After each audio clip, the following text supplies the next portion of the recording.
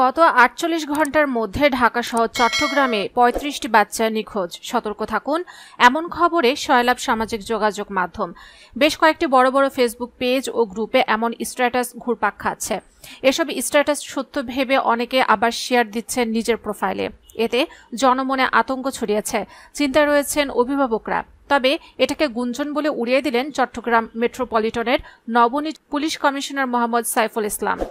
সোমবার সকালে দামপাড়া পুলিশ লাইনে মাল্টিপারপাস শেডে সাংবাদিকদের সঙ্গে মিট দ্য প্রেসে তিনি বলেন, প্রেম ঘটিত কিংবা পরিবারের উপর রাগ করে ঘর থেকে বের হয়ে যাওয়ার ঘটনাকে নিখোঁজ বলে সামাজিক যোগাযোগ মাধ্যমে প্রচার করা হচ্ছে। পরে আবার তাদের পাওয়া যাচ্ছে।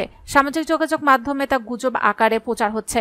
এ সময় তিনি আরো বলেন, ৭০টি ঘটনা পর্যালোচনা করে দেখা যায় প্রেম ঘটিত বিষয়ে ঘর থেকে বের হয়ে যাওয়া ঘটনা ৮টি, পারিবারিক ঘটনায় ৫ জন, বাকিরা আরো বিভিন্ন কারণে ঘর থেকে বের হয়ে গেছেন, আবার ফিরেও এসেছেন। বিভিন্ন পেজ থেকে এসব প্রচার হওয়ার কারণে মনে হচ্ছে মানুষ নিখোঁজ হয়ে যাচ্ছে।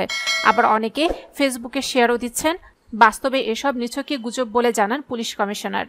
উল্লেখ্য, সম্প্রতি একের পর এক নিখোঁজ সংবাদে সয়লাব ফেসবুক, বিশেষ করে শনিবার সন্ধ্যায় ভাইরাল হয় একটি পোস্ট, যেখানে বলা হয় গত ৪৮ ঘন্টায় ঢাকা ও চট্টগ্রাম থেকে নিখোঁজ হয়েছেন ৩৫ শিক্ষার্থী।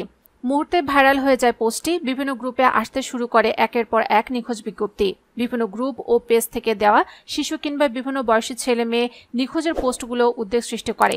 অনেকেই এসব পোস্ট শেয়ার করেন। এর বেশিরভাগই চট্টগ্রাম ও কক্সবাজার জেলা কেন্দ্রিক ফেসবুক আইডি থেকে ছড়ানো হয়।